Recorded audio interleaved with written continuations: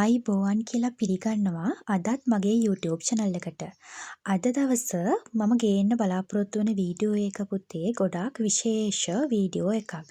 හේතුව ඉංග්‍රීසි භාෂාව පිළිබඳව මම දන්නවා මේ වන විට සමහර ළමයි A, B, C ඉතා ඉහළ මට්ටමේ ඉන්න ළමයි ඉන්නවා. නමුත් ඉංග්‍රීසි භාෂාව පිළිබඳව S මට්ටමේ සහ දුර්වලම මට්ටමේ ඉන්න ළමයි වෙනුවෙන් තමයි මම මේ වීඩියෝ එක ගේන්න බලාපොරොත්තු වෙන්නේ. විශේෂයෙන්ම මම මගේ කලින් වීඩියෝ එකකදී ඔයාලව දැනුවත් කරා ඉංග්‍රීසි භාෂාව හා සම්බන්ධව මූලිකම දැනුමවත් නොමැති ළමයෙකු ඉලක්කගත කරලා වීඩියෝ මාලාවක් ගේනවා කියලා. ඉතින් අද මම මේ ගේන්න බලාපොරොත්තු වෙන්නේ ඒ වීඩියෝ මාලාවේ පළවෙනි වීඩියෝ එක.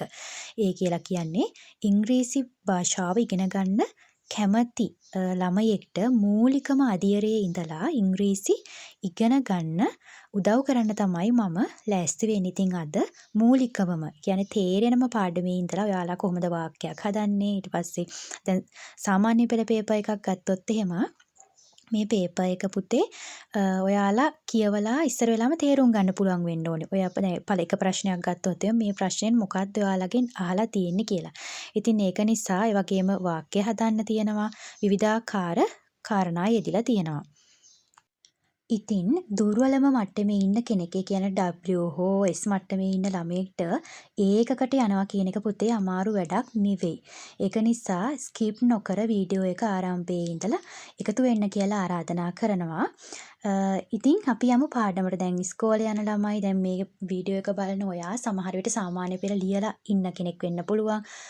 මීට අවුරුදු ගණනාවකට පෙර ලියපු කෙනෙක් වෙන්න පුළුවන්. එතකොට වැඩිහිටි කෙනෙක් වෙන්න පුළුවන්. මේ ඕනම කෙනෙක්ට මේ වීඩියෝ එක බලලා ඉංග්‍රීසි භාෂාව හරි විදිහට අධ්‍යයනය කරන්න පුළුවන් කියන පණිවිඩයත් මම දෙනවා. හරි අපි යමු පාඩමට.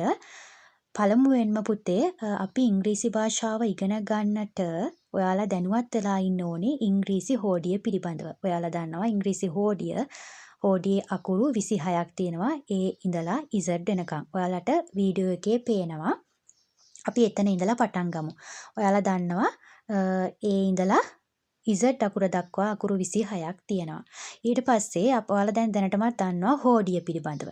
ඊළඟට අපි පළමුවෙන්ම ඉගෙන ගන්න ඕනේ පුතේ වාක්‍ය හදන්නට කලින් නාමපද මොනවද? එතකොට ක්‍රියාපද මොනවද? ඊළඟට විශේෂණ පද කියන්නේ මොනවද කියලා. අපි එතනින් පටන් ගමු. අපි යමු පළවෙනි පාඩම පළවෙනිම කොටස nouns. nouns කියලා කියන්නේ පුතේ සිංහලෙන් කියනවා නම් නාමපද.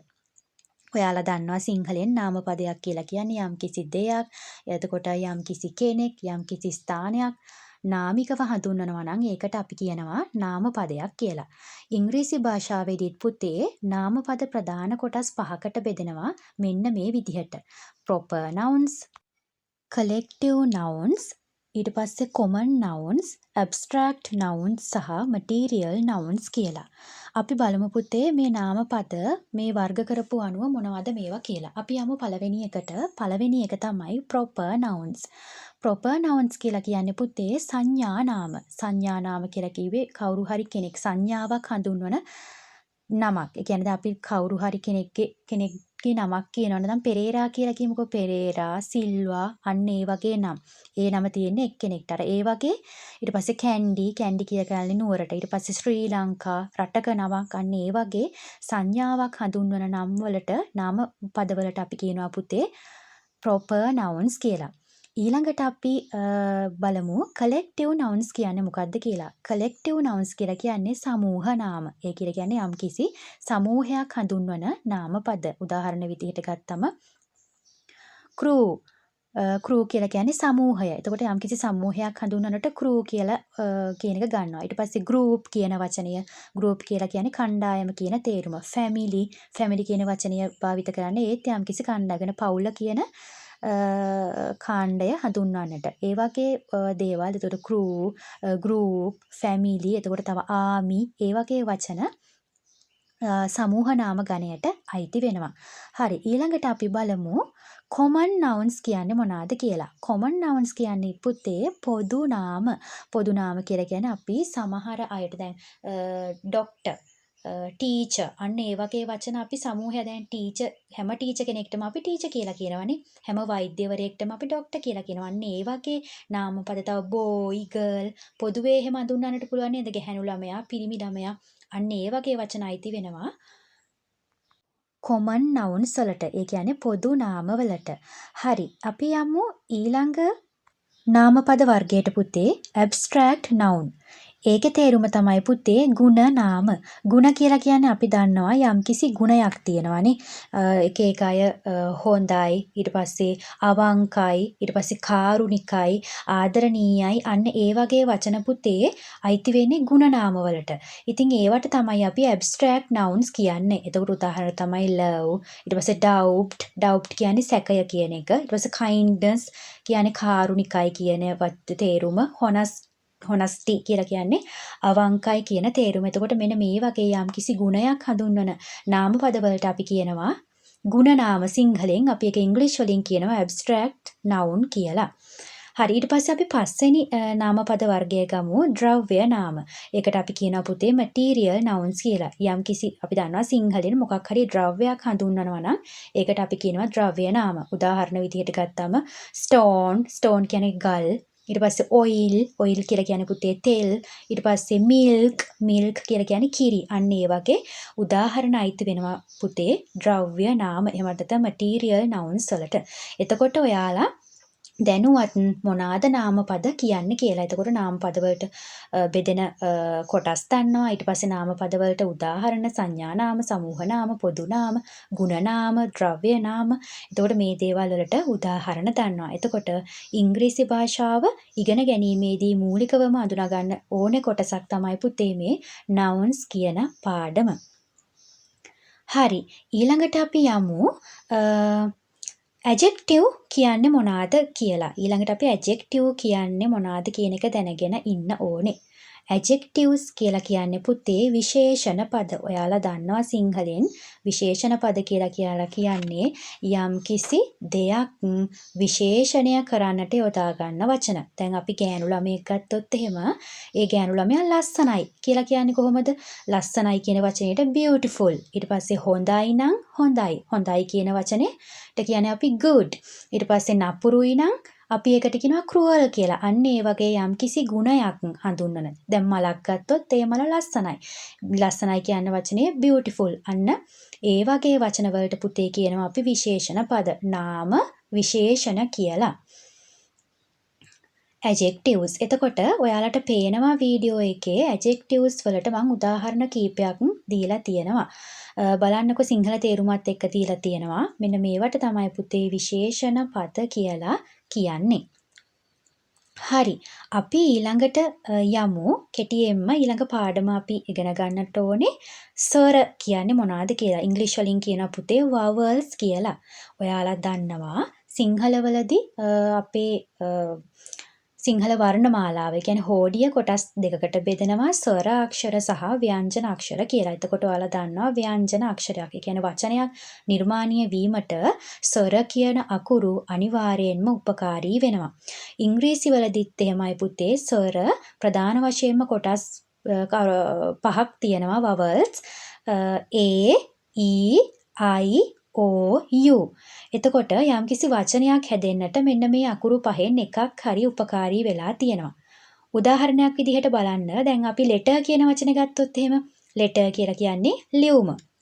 එතකොට මේ වචනේ හැදෙන්න පුතේ අර මම කියපු vowels ස්වර වලින් එක අකුරක් හරි එකතු වෙලා තියෙනවා. බලන්නකො letter කියන එකේ e අකුර තියෙනවා. ඒ කියන්නේ අර vowels වලින් එකක් නේද e කියලා කියන්නේ. එතකොට වචනයක් නිර්මාණය වෙන්න අනිවාර්යයෙන්ම මෙන්න මේ vowels කියන අකුරු පහෙන් එකක් හෝ අනිවාර්යයෙන්ම ප්‍රයෝගී වෙලා තියෙනවා.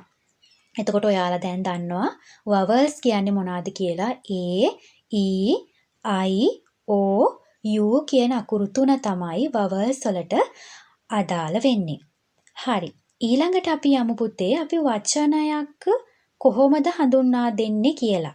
අපි දැන් මම කිව්වොත් එහෙම මල කියලා කියන්න කිව්වොත් එහෙම මලට කියන වචනේ පුතේ ඔයාලා දන්නවා flower. flower කියන වචනේ තමයි මල. හැබැයි මලක් කියලා කියන්න කිව්වොත් එහෙම මල කියලා කිව්වොත් අපි ඉස්සර වෙලාම දැන් flower කියන වචනේ දන්නවා. ඒකට ඉස්සරහින් the කියන ආටිකල් එක දානවා. ඔයාලා දන්නවා ආටිකල් කියන්නේ මොනවද කියලා? ආටිකල් එක දානවා the කියන එක. එතකොට එතනදී මල ඊට පස්සේ මම ආට කිව්වොත් එහෙම ළමයා කියන්න කියලා කිව්වොත් එහෙම ළමයාට කියන්නේ child කියන එක. ඊට පස්සේ ඒකට ඉස්සරින් the දැම්මොත් ළමයා the child. ඊට පස්සේ ලියුම කියලා කිව්වොත් the letter. මල කියලා කිව්වොත් the flower. අන්න ඒ විදිහට තමයි හැදෙන්නේ. දැන් මම ඔයාලට කිව්වොත් එහෙම දැන් ඔයාලා දන්නවා මේ කියපු විදිහට ලියුම නම් the letter ලියුමක් කියලා කිව්වොත් අර ඉස්සරහට දාපු the එක අපි අයින් කරලා ඒකට කියන වචනේ දානවා. එතකොට තමයි පුතේ ලියුමක් වෙන්නේ. ඊට පස්සේ කලින් අපි කිව්වා මලට කියන්නේ the flower මලක් කිව්වොත් අර the අයින් කරලා ඒකට ඉස්සරින් දානවා. එතකොට මලක් කියන්නේ a flower. තවත් උදාහරණයක් ගත්තොත් අපි ඉස්සෙල්ලා කිව්වා ළමයා කියන්නට අපි කියන්නේ the child කියලා. ළමයෙක් කියලා කිව්වොත් අපි අර the එක අයින් කරලා ඉස්සරහට ඒ අකුර දානවා. එතකොට a child. එතකොට ළමයෙක් මලක් ඊට පස්සේ වලාකුලක් අන්න ඒ වගේ වචන කියනකොට ඒ අදාළ වචනෙට ඉස්සරහින් ඒ අකුර දානවා නම් එතනින් කියවෙන්නේ ළමයෙක් මලක් කියන එක. මේක ඔයාලා වාක්‍ය හදන්නට කලින් මූලිකවම දැනගෙනම ඉන්න ඕන කාරණයක්. හරි. ඒ වගේම තමයි පුතේ සමහර වචනවල පළවෙනි අකුර ගත්තම වවල් එකකින් හැදිලා තියෙනවා. දැන් මේ වචන ටික බලන්නකෝ මම දැන් වීඩියෝ එකේ වචන ටිකක් දාලා තියෙනවා. එලිෆන්ට් කියලා. එලිෆන්ට් කියන්නේ ඔයාලා දන්නවා අලියා. එතකොට මේ වචනේ පුතේ පටන් අරගෙන තියෙන්නේ ඊ අකුරනේ. කියන්නේ ඊ අකුර කියලා කියන්නේ වවල් එකක්. තව වචනයක් මම දීලා තිනවා අම්බ්‍රෙල්ලා කියන වචනේ. අම්බ්‍රෙල්ලා කියන්නේ පුතේ කුඩයට. එතකොට කුඩය අම්බ්‍රෙල්ලා කියන වචනය පටන් අරගෙන තියෙන්නේ U අකුරෙන්. U අකුර කියන්නේත් වවල් එකක් ස්වරයක්. ඊළඟට තව වචනයක් මම දීලා තිනවා අයිඩියා කියන වචනේ. අයිඩියා කියන වචනේ තේරුම අදහස කියන එක. එතකොට ඒ වචනය පටන් අරගෙන තියෙන්නේ වවල් එකකින් අයි අකුරෙන්.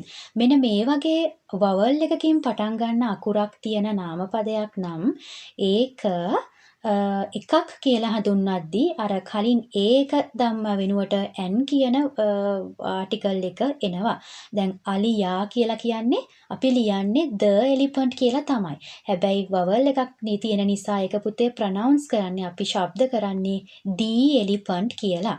ඒක එතකොට අලියා කියන්නේ the elephant අලියෙක් කියනකොට අර අපි කලින් කිව්වා වගේ පුතේ ඒ අකුර දාන්නේ නැහැ. මේක වවල් එකක් ඉස්සර වෙලාම ඇවිල්ලා තියෙන වචනයක් නම් අලි යෙක් කියනකොට ඒකට n කියන එක තමයි දාන්නේ පුතේ. එතකොට අලියා කියලා කියන්නේ the elephant අලියෙක් කිව්වොත් an elephant. ඊට පස්සේ අපි umbrella කියන වචනේ ගත්තා. කුඩය කිව්වොත් the umbrella. කුඩයක් කිව්වොත් එකතු වෙන්නේ an umbrella කියලා. ඊට පස්සේ ඊළඟ වචනය ගත්ත idea කියන එක අදහස කියලා කිව්වොත් the idea අදහසක් කියලා කිව්වොත් an idea බවට පත් වෙනවා. තේරෙනවා නේද? එතකොට ආටිකල් එකක් යෙදුවොත් කොහොමද අපි වචනයක් හඳුනාගන්නේ කියලා පුතේ. එතකොට යම්කිසි නාමපදයක වචනයක පළවෙනි අකුර වවල් නම් ඒක එකක් විදියට හඳුන්වනකොට n කියන එක තමයි ඉස්සරහට එන්නේ. එහෙමත් නැතුව යම්කිසි වචනයක් දීලා ඒ වචනේ පළවෙනි අකුර වවල් එකකින් පටන් ගන්නෙ නැත්නම් ඒක පුතේ එකක් වෙද්දී අකුරෙන් කියලා තමයි ඒක පටන් ගන්නෙ. මම හිතනවා ඔයාලට තේරුණා කියලා. ඉතින් ඉංග්‍රීසි භාෂාව ඉගෙන ගන්නකොට පුතේ ඉස්සර වෙලාම ඉගෙන ගන්න ඕනේ ටික තමයි හෝඩිය පිළිබඳ දැනුවත් වෙන්නට ඕනේ. ඊට පස්සේ නාම විශේෂණ, ඒ කියන්නේ adjectives, ඊට පස්සේ nouns, ඒ කියන්නේ නාමපද, ඊට පස්සේ vowels, ඒ කියන්නේ ක්‍රියාපද. සමාවෙන්න vowels ස්වර ඒ විදිහට ඉගෙන ගන්නට ඕනේ. මෙන්න මේ ටික පිළිබඳව ඔයා මූලිකවම දැනුවත් වෙලා ඉන්නවා නම් ඉංග්‍රීසි භාෂාවේ වාක්‍ය හදනවා කියන එක ලොකු දෙයක් නෙවෙයි. හරිම ලේසි. ඉතින් ඒක නිසා මේ ටික තමයි මගේ පළවෙනි කොටස. පළවෙනි අදියරේ. ඉතින් ඒක නිසා මේ ටික හොඳින් අධ්‍යයනය කරන්න. එතකොට ඔයාලට අනිවාර්යයෙන්ම වාක්‍ය හදන්නට මූලික පදනම නිර්මාණය වෙනවා. හරි අපි යමු ඊළඟ කොටසට. ඔයාලා ඉගෙන ගන්නට ඕනේ අපි සබ්ජෙක්ට්ස් ටික. සබ්ජෙක්ට්ස් කියලා කියන්නේ දැන් උදාහරණයක් විදිහට අපි සිංහලෙන් ගත්තොත් එහෙම මම වාක්‍යයක් හදනවා මම හොඳයි කියලා. මම හොඳයි කියන වාක්‍යය මම ගන්නවා. මෙතනදී පුතේ කවුද හොඳ? මම. එතකොට මම කියලා කියන්නේ එතකොට මම අපි යම් කිසි දෙයක් කරන්නටත් ක්‍රියාපදයක් එකතු වෙලා වාක්‍යයක් හැදුනත් යම් කිසි කෙනෙක් ඉන්න එපයි. දැන් මම අඹ කනවා කිව්වොත් කවුද අඹ කන්නේ? මම. අන්න ඒ වගේ දෙයක් කරන්නට. ඒ කියන්නේ කෙනෙක් වර්ණනා කරන්නට හෝ වේවා ඊට පස්සේ මොන හරි දෙයක් කරන්නට හෝ වේවා කෙනෙක් ඉන්න එපයි. ඉතින් ඒක නිසා ඒ සබ්ජෙක්ට්ස් ටික අඳුනගෙන ඉන්නට ඕනේ. හරි අපි ඒකත් ඉගෙන ගමු. ඔයාලා දන්නවා සබ්ජෙක්ට්ස් ටික දැනටමත් බලන්නට වීඩියෝ එකේ ඔයාලට දිස් වෙනවා. I, he, she, it, you, we, they. I කියලා කියන්නේ පුතේ මම. he කියලා කියන්නේ ඔහු. she කියලා කියන්නේ ඇය. it කියලා කියන වචනේ තේරුම ඌ එහෙමත් නැත්නම් ඒක කියන වචනය තේරුම තියෙනවා. දැන් it කියලා ගත්තොත් පූසට ඊට පස්සේ බල්ලට සතෙක්ට ඌ කියන වචනේ භාවිත කරන්නට පුළුවන්. ඒ වගේම පැන්සල මක්කනිය ගත්තොත් අර අපි අත දික් කරලා ඒක දෙන්න එහෙම කීකේ කියනවා නේද? එතකොට it කියන වචනය ඒ වගේ දේවල් වලට යොදා ගන්නට පුළුවන්. ඊට පස්සේ you කියන වචනය ඔබ එහෙමත් නැත්නම් ඔබලා කියනට යොදා ගන්නවා. we කියලා කියන්නේ අපි තේරුම, they කියලා කියන්නේ ඔවුන්. එහෙමත් නැත්නම් ඔව්හු කියන වචනයට තේරුම් දෙනවා. එතකොට ඔයාලා දැන් දන්නවා සබ්ජෙක්ට්ස් ටික මොනවාද කියලා. එතකොට මේ ප්‍රධාන වශයෙන්ම මේ සබ්ජෙක්ට්ස් ටික අනුව තමයි වාක්‍ය නිර්මාණය වෙන්නේ. ඊට පස්සේ පුතේ තව දෙයක් ඔයාලා දැනගන්නට ඕනේ ඒක වචන සහ බහු වචන. ඒක වචන කියලා කියන්නේ ඔයාලා දන්නවා ඒක වචන වලට අපි කියනවා singular කියලා. බහු වචන වලට අපි කියනවා plural කියලා. singular වලට උදාහරණ එතකොට ඔයාලා දන්නවනේ ඒක වචන නේද? පැන්සල, එතකොට මකනය, කුඩය, පොත, පෑන, පැන්සල කියන එකක් හඟවනවා නම් ඒකට අපි කියනවා ඒක වචන කියලා. ඉංග්‍රීසි වලින් කියනවා singular කියලා. ඊට පස්සේ ඒක ප්ලූරල් වෙනකොට බහුවචන වෙනකොට පැන්සල පැන්සල් වෙනවා, මකනය මකන වෙනවා. ඊට පස්සේ කුඩය කුඩ වෙනවා, පොත පොත් වෙනවා. එතකොට ඔයාලා දන්නවා දැන් singular words කියන්නේ මොනවාද? plural words කියන්නේ මොනවාද කියලා. එතකොට වාක්‍ය හදනකොට අනිවාර්යෙන්ම මූලිකවම දැනගෙන ඉන්න ඕන ටික තමයි මෙන්න මේ ටික පුතේ. එතකොට අද පළවෙනිම වීඩියෝ එකෙන් මට ඔයාලට කියලා දෙන්න ඕන උනේ මෙන්න මේ මූලිකම ටික. ගොඩාක් අය මේ වීඩියෝ එක බලන ඔයාලා ගොඩාක් අය මේ පිළිබඳව දැනුවත් ඇති. නමුත් දුර්වලම මට්ටමේ ඉන්න කෙනෙක්ව ඉලක්කගත කරලා තමයි මම මේ මූලිකම ටික මගේ ඉංග්‍රීසි භාෂාව ඔයාලට කියලා දෙන්නට යන වීඩියෝ මාලාවේ පළවෙනි වීඩියෝ එකෙන්ම ඉදිරිපත් කරේ. මොකද දුර්වලම මට්ටමේ ඉන්න කෙනෙක් කොහොමද S1 හෝ දුර්වලම මට්ටමේ ඉඳලා ඒකකට කොහොමද යන්නේ? ඒ වගේම අපි ඉංග්‍රීසි කතා කරන්න ඉගෙන ගන්නේ කොහොමද කියන එකට මූලික පදනම සඳහා යොමු කීමට. ඉතින් මම හිතනවා මෙන්න මේ ටික ඔයාලට තේරුණා කියලා. තව තේරුණේ නැත්නම් නැවත නැවත වීඩියෝ එක බලලා තේරුම් ගන්න උත්සාහ කරන්න. ඉතින් මම අද දවසේන් මේ වීඩියෝ එක මෙතනින් අවසන් කරන්නට තමයි සූදානම් වෙන්නේ. මොකද බේසිකලි මෙන්න මේ ටික ඉගෙනගත යුතු සහ අද දිනේට මෙන්න මේ ටික ප්‍රමාණවත් නිසා.